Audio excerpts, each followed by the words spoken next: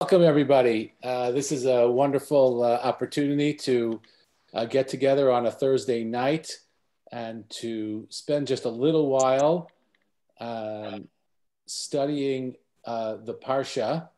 And we are going to be, as I noted in the email, we're going to be studying the commentary of Ramban of Nachmanidis.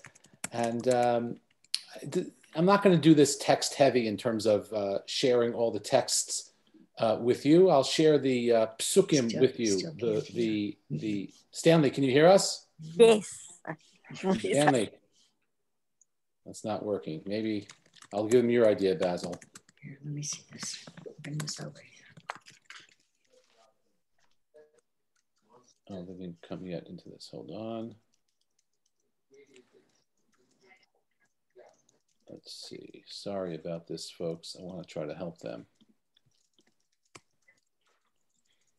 Okay, here we go. I asked them to turn up their volume. Maybe that's the problem. So we're not going to do too much text heavy here in terms of seeing the text of the Ramban. I'll share it with you verbally. I'll read it and do some and translate it. It's with what? It's with the Zoom. Yes, okay, I'm getting distracted by trying to help the topics. Could everybody mute themselves because we hear the background noise? I will mute everybody. Thank you, Rabbi. Okay, so just a quick note about the Ramban. The Ramban, Moshe ben Nachman, lived from 1194 to 1270. He's known in English or as Nachmanidis. And he was a Sephardic rabbi. He was a doctor, a philosopher, a Kabbalist. He even includes often includes Kabbalah in his Bible commentary. He lived in Catalonia, Girona, Catalonia. And he also was an important figure in reestablishing the Jewish community in Jerusalem. After the Crusades of 1099. Many of you probably have seen or been in what's called the Ramban synagogue in the old city of Yerushalayim, which is right under the Churva synagogue. The Churva synagogue is that great big synagogue in the square of the old city that now has been fixed up and has the beautiful dome on top of it. Right underneath it to the side is a small shul called the Ramban synagogue. So that's a little bit just about the biography of the Ramban. As we study his commentary, we are going to get to know his general approach, of course, to Bible commentary. So we're going to start right off the bat with the first pasuk that we're going to study, which is in Perek Aleph of this week's Parsha, Pasuk Yud. I'm going to share the screen so we could all see the Pasuk I am talking about. Okay, so here's the Pasuk. The Torah is beginning to tell us now the story of the enslavement of Bnei Yisrael, and the Torah now quotes Pharaoh. We'll start with Pasuk 9, Pasuk Tet, Vayomer el Amo, Hinei am b'nei Yisrael rav ve'atzum mimenu. The Jewish people are much too numerous for us, and they're afraid of something. So Paros says, Hava nitchak malo, pen yirbeh, v'yaki tikrena milchama v'nosaf kamhu al sonenu v'nilcham banu v'alam ha'aretz. What Paro was concerned about, as you see, was a fifth column, that the Jewish people are a foreign nation, a foreign entity embedded in Egypt, and if they are attacked by an external enemy, then the Jewish people will join the external enemy, and they're going to defeat us. That's what they are concerned about. So Paro says, "Hava nitchak malo." We have to deal shrewdly. We have to deal wisely with Bnei Yisrael in order to avoid this terrible fate of being destroyed by the Jewish people. Okay, So let's see, what is the chachma, right? What is this shrewd plan that Paro cooks up in order to make sure that the Jewish people do not have the capacity to defeat him? And so this is where we get to the Ramban. The Ramban says something very interesting here. He says as follows. We are in Perek Aleph, Pasuk Yud. The Ramban says as follows. He says, Lo ra'a Paro v'chachmei yoatzav lahakotam, ki tihyeh b'gida gedola lahakot chinam.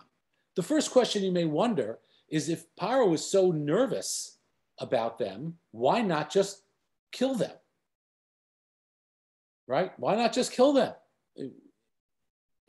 if he's so nervous about them? And so Paro says that he did not see it fit. This is the English translation of the, did not see it fit to openly attack them, because it would be an act of treachery, an act of treason against them.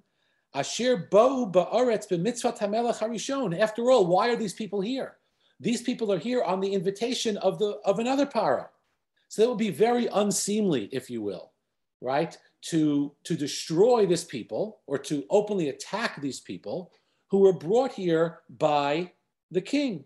And he continues, V'gam am ha'aretz lo yitnu reshut lemelech lasot chamas kazeh. And the populace, the people of Mitzrayim, the people of Egypt, are not going to give permission to the king to do this. Now, you could stop here and ask yourself, permission to the king? Why would the king of Egypt need permission to do anything? But that seems to be what happened, because we see Ki imahem hayam mityaetz. He did, whether he had to or not, he did from time to time consult with them. That's what the pasuk says. He said to his people. So he's obviously in conversation with his people about what to do, and he didn't feel that they would accept the notion of destroying the Jewish people. And so the Rambam says, "V'afki Bnei Yisrael am rava atzum v'asu imahem milchama gedola." Moreover, there were lots of Jewish people, and maybe if they felt attacked, they would fight back. So for three reasons, Paro decided not to outwardly attack the Jewish people despite his concern. The first reason is it was an act of treachery. Maybe that's the most altruistic reason. The second reason is it just doesn't seem nice to do that to a group of people who are here by our invitation. And three, maybe they're going to fight back, and maybe there's a better way to get rid of them without spilling our own blood. So that's what he says. Aval amar shi'asu derech chachma. But he says, let's do it with some wisdom. That's why it says in the pasuk, hava nit chachma. Let's deal wisely with them. So what does he do? Shelo yagish Yisrael ki be'eva yasu bahem. Let's start slowly, and we'll do things to the Jewish people that they will not suspect were done to hurt them, that they were not acting with them towards enmity. V'lachein hitul bahem mas. So what's the first thing he did? The first thing he did was tax them. Right? The first thing he did was levied a tax on them, meaning a tax on workers, not a financial tax, but we want workers to build. Ki derech hagerim ba'aretz lahalot mas lamelech, because it's the normal way for a foreign nation living somewhere else to supply workers for the king and for the country. Kimo sheba b'shlomo, we talk about this. This is what Shlomo HaMelech did. And then v'achar. So that's the first thing he did. We'll just get them to work for us. And then v'achar kein tziva baseter lemiyaldot laharog hazicharim al ha'avanim. And then he commanded the midwives secretly to kill the males on the birth stool. V'afilu hayoldot atzman lo yadu bahen. That even the women giving birth wouldn't know, meaning the midwives would somehow kill the babies as soon as they were born, and they would say, oh, I'm so sorry, your child didn't make it. Your child was born dead. Right? So this was not a public decree of throw them in the water yet. He just told his henchmen, who in this case were the miyaldot, were the midwives, that they should kill the babies privately. And then, only then did he open up and tell everyone openly that they should kill all of the males. Va'inyan shelo ratza latzavot l'sarei hatabachim asher lo lahargam b'cher hamelech. But this was also secret. He told the people, but not the officials, right? So he always had plausible deniability, right? Someone went into the house and stole a Jewish baby and threw it into the river. They would go complain to Pharaoh, and Pharaoh would say, I don't know what you're talking about. They don't work for me. Right? These are just people who are on their own. So that's a terrible thing. I'm so sorry, but I can't control them, or I certainly can't tell anyone to stop this because they're not in my army. They're not in my forces. I did not create this problem. And so you see all of these stages, step by step, Pharaoh does without outright coming out and saying, we are going to enslave the Jewish people. We are going to kill their babies. Or if you find the baby, throw him into the water.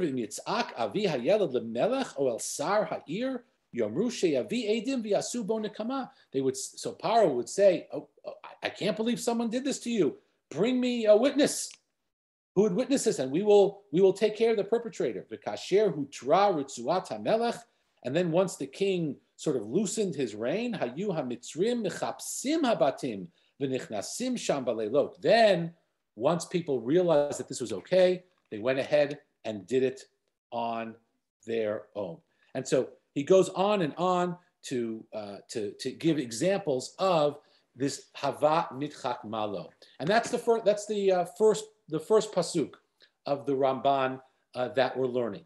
And it's actually a fascinating point, and it speaks to a certain degree of cunning that Pharaoh had in to find a way to enslave and oppress the Jewish people without them realizing at first it was happening, perhaps until it was too late, and with the ability to deny that he did anything wrong to begin with by using civilians, right? By sending messages that people can do these things with the ability to say, I didn't command this. These are just people doing it on their own, and certainly bring witnesses, but who's going to come and testify against this other than the Jews themselves, who likely would not have been acceptable witnesses. And plus, they were just finding, kids playing on the street and killing them that way. So there likely were no witnesses. And so that is what the Ramban says about hava nitchakma.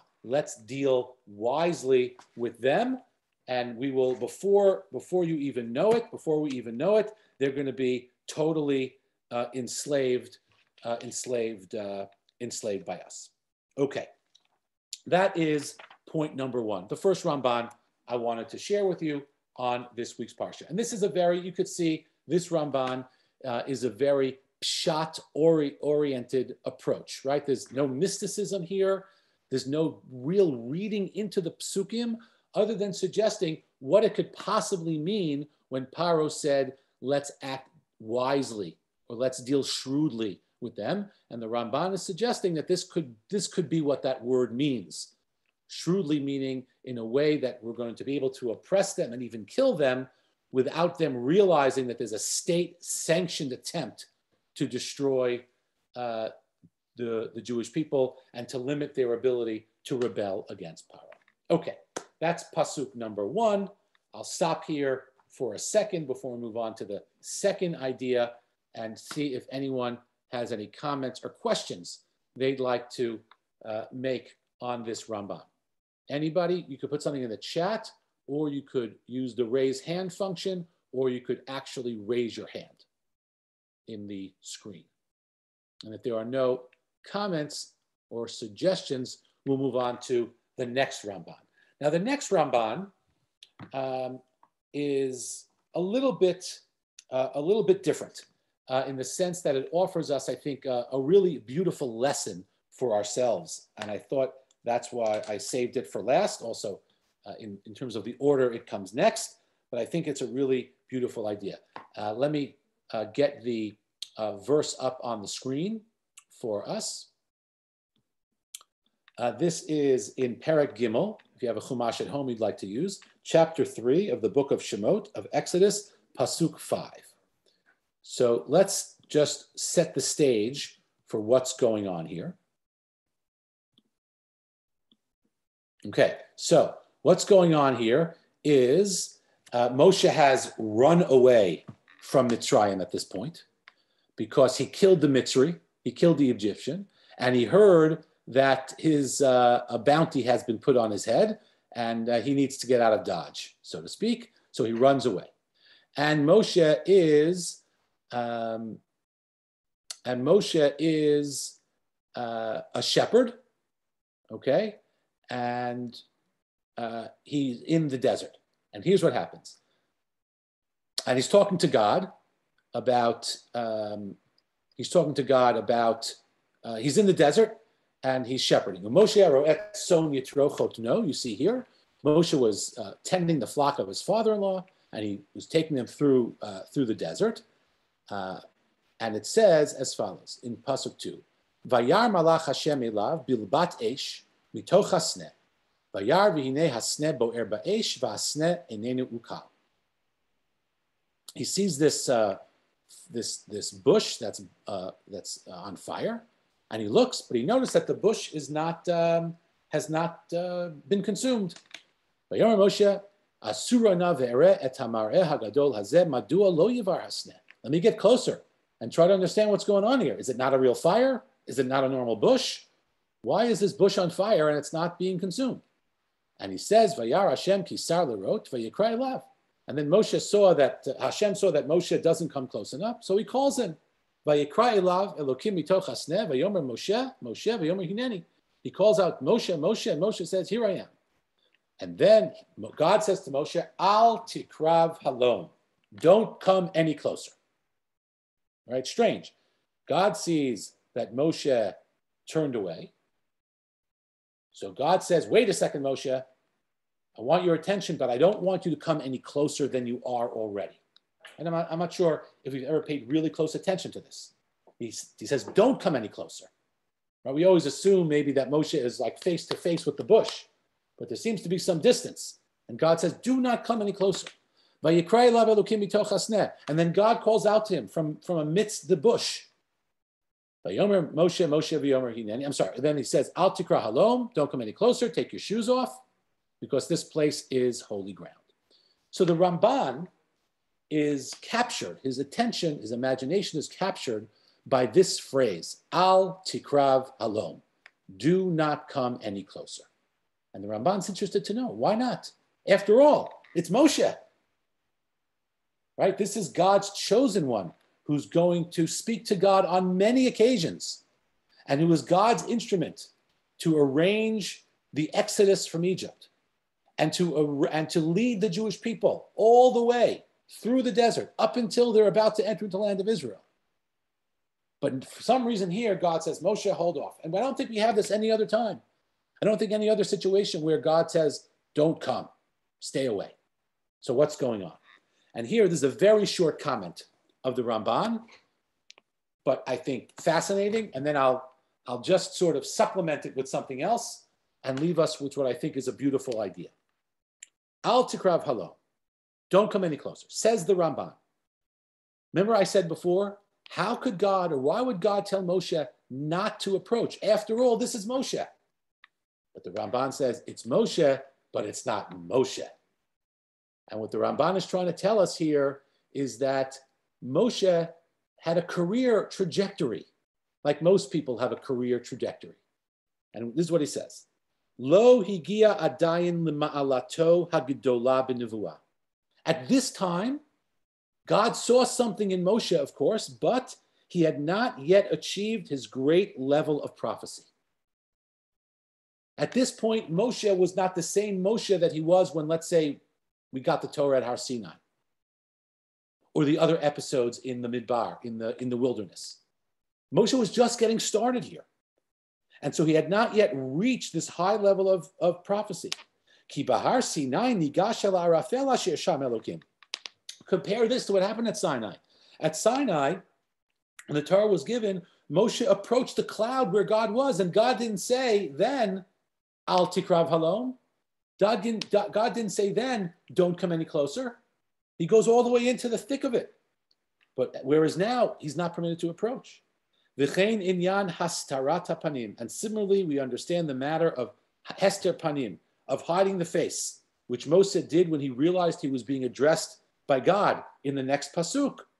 Shadayin lo Allah limashin emarbo utmunat Hashem yabit. Because he had not yet risen to the level which it stated of him later, all the way in Bamidbar, that he could gaze at the image of God. And so, what's going on here is, now we understand why God says, Al tikrav halon, because Moshe wasn't ready for that close of an encounter with God. However, what we do realize, right, is that later, Moshe was ready for that type of close encounter with God, which perhaps leaves us with the impression and the conclusion that Moshe built up his connection to God in stages. And it wasn't at one fell swoop. Even someone as great as Moshe, who God had chosen at this point, wasn't a finished product. He wasn't a finished product so early in his life. And I'll just share you one other idea by another medieval commentary on the Torah, Rabbeinu Bechai, who it's often been said that he really follows very much the approach of the Ramban, right? He follows the approach of Nachmanidis, so it makes sense that what he says actually dovetails with what the Ramban says. He says the same thing happens not only with Moshe, but with the Jewish people. Let me read it to you. The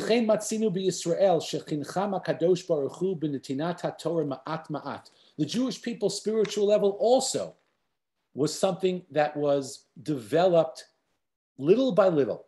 Why? In what sense? Tchila nitztavu b'mara b'miktzat mitzvot v'hein Shabbat v'dinim v'achar kach nitztavu aseret hadibrot b'Sinai. God gave the Torah to the Jewish people in stages. First, he gave them a few mitzvot in Marah with the bitter waters. Then he gave 10 more mitzvot with the Aseret HaDibrot. V'achar kach tashlum haTorah be'eretz Moav. And then a little bit, and then later, the rest of the Torah in Moav. Lachein matzinu be'inyan hasagato yitbarach sheyitztarech ha'adam lechanech sichlo ma'at ma'at.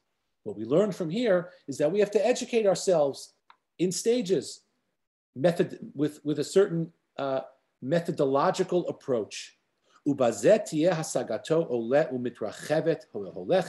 that way we could build one stage on the next. And just like the light, right? The sun rises slowly but surely, and we don't get all the light at once.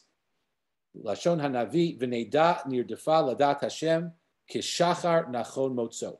The Navi Hosea says we get to know Hashem as the sun comes up, slowly, piece by piece. Lamanu hakatuv ki yesh anashim she'enam yodim lirdof mivakshim lahasig hayidiyah bevat achat. There are some people who don't like this. They're impatient and they want to get everything at one shot. Lazeh amar v'neidad nirdefa ladat. We have to slowly plot along and chase after it, right? And step by step. And I think that's just a really nice idea for us to think of on a couple of levels. First of all, our own learning, right? Our own learning has to be methodical. We have to, if we're going to learn the laws of Shabbat, we have to start at the beginning and learn the general principles of laws of Shabbat, and then apply them to each of the melachot of Shabbat. If we're going to learn commentary on the Torah like we're doing, we have to focus on one commentary for a little while to learn their style, to understand their approach. And then we'll move on to another and another and another. And then we'll have a much bigger picture of the corpus of commentaries on the Torah. So it gives us a derech halimud, if you will, an approach to studying Torah. It also reminds us that Moshe wasn't built in a day, right? To paraphrase, Rome wasn't built in a day. Neither was Moshe built in a day. And so if Moshe wasn't built in a day, we have to realize we are not built in a day.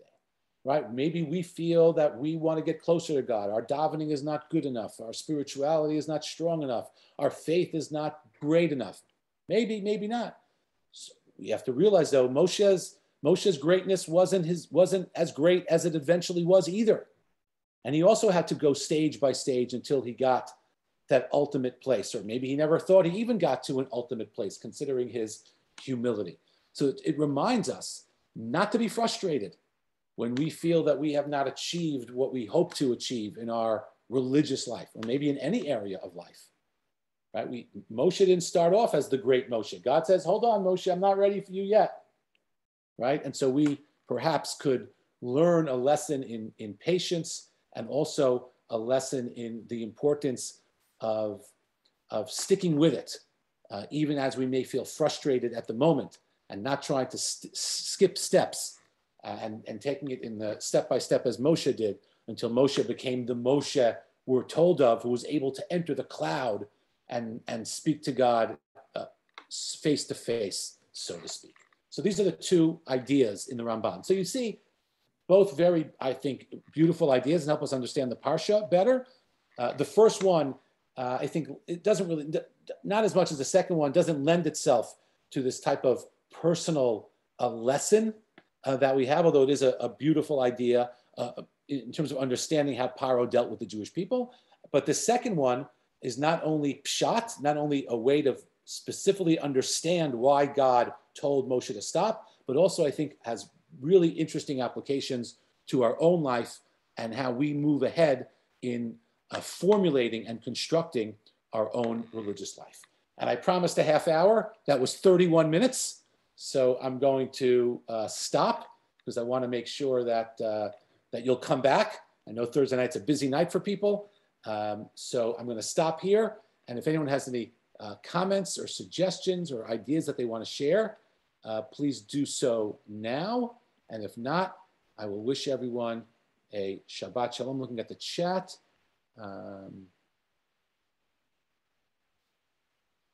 Okay. Okay. How did Moshe kill the Egyptian? I don't think it says. He just does. It just says he killed him. He hit him. He hit him. Okay. Thank you, everybody. Thank you for taking time from your busy Thursday night. I hope you'll come back next Thursday night. Bring your friends. And hopefully I will see you soon. Be well, everyone. Shabbat Shalom.